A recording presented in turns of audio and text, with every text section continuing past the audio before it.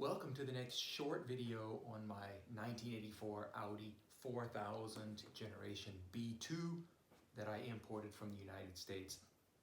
I'm going to show you a quick overview of how to get into the sunroof. You'll notice on this car, you might be able to see it in the video, it has a nice fresh felt seal all the way around the sunroof. The old one was disintegrated. That happens after 40 years. Fortunately, you can still order new seals for the doors for the sunroof. So I did that. I did all the doors at the same time. But in order to do that, I had to take the sunroof panel out of the car. And this is a motorized sliding sunroof that goes into the roof of the car. The reason I want to get back in there is because when I took this whole sunroof apart, I not only replaced the felt seals, but I took all of the cables out. I got rid of all of the old, hard, sticky grease that was originally lubricating the sliding parts. That's all, after 40 years, completely hard and sticky, and so the sunroof was moving very slowly. So it's a wonder it even worked. So I took the whole sunroof out of the car, degreased it, and then re-greased it using silicone grease instead. So it slides perfectly now. One thing that I have a problem with, though, is when I put it back together, I had this small piece of foam. It fell out, and of course, if you didn't see where it went, then you just think, okay, well, maybe I don't need that part.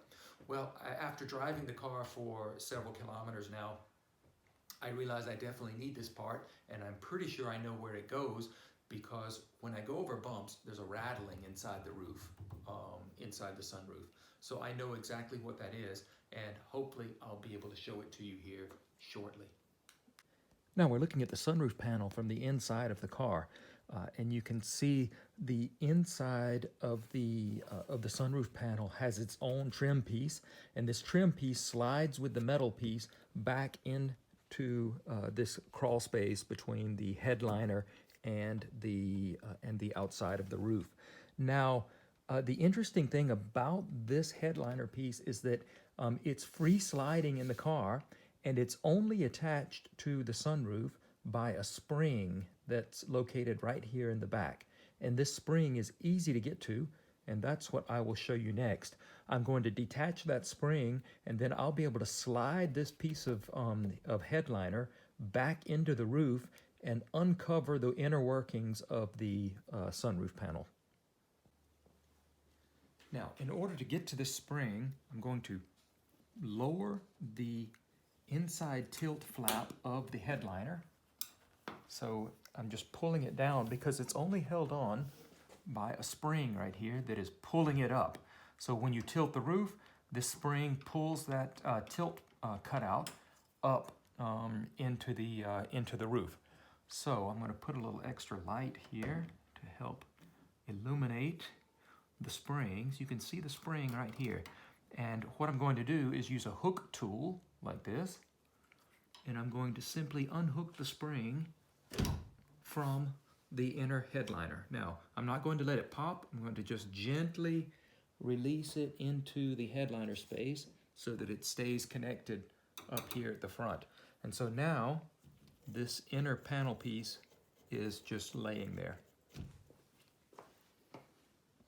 Now that the spring has been released, this was that panel, we will be able to simply slide this backward into the roof and uncover the underside of our sunroof. Now, where was this piece of foam? Now I see there's an outline of the old double-sided tape that was holding it on. It was right here, and its job was to dampen this spring so that it can't rub against the metal roof, and that's what I was hearing inside of the car. So I've taken my old piece of foam and I've put some double-sided tape on the back of it, and I'm simply going to reattach it where it used to be. Now, when the sunroof is installed and when everything works, I'll show you how it operates. This is where the motor drive is, and from here you have a motor that is pulling two spiral cables that are here in each side. And then so the motor turns and pulls the two cables together, and that slides the roof forward or pushes them apart, and then that slides the roof backward. And this mechanism here determines the pop-up or tilt-down function, because the roof, when it's in tilt function, goes upward naturally, but then when it has to slide backward in between the headliner, then it has to first tilt down and then slide back. And that's all controlled by these channels here. And you'll see how it works. First it comes down, and then further down. And that's how the sunroof goes back and forth. Just like that. So now it's in tilt position. There is a trick which is actually included in the Audi of America service manual from 1984 to getting this spring back into place. And they tell you to tape it to the sunroof like this using a piece of tape. So that's what I'm going to do right now. And then once it's taped in place, I'll be able to grab it with my hook from the outside of the car. I just need to loosely tape it so that it hangs up there properly. Now, I take my sunroof panel, which is slidden back into the headliner. I take my headliner panel.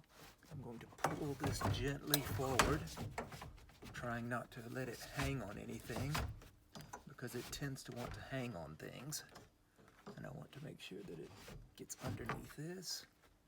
It is pushed forward there. Now I've set my camera up so that you just can see the spring, which is located right there. And I have my hook here. And I will grab the spring with this hook. And I'm pushing the sunroof headliner upward. Now, pull it loose from the tape. And there. Now I have it hooked up to the headliner panel.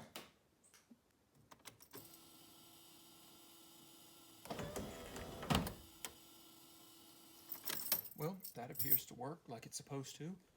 So that is how you get in and out of a sunroof on a 1984 Audi 4000 or any generation of Audi Volkswagen product, and probably other Europeans as well, since they all used Webasto style sunroofs at that era.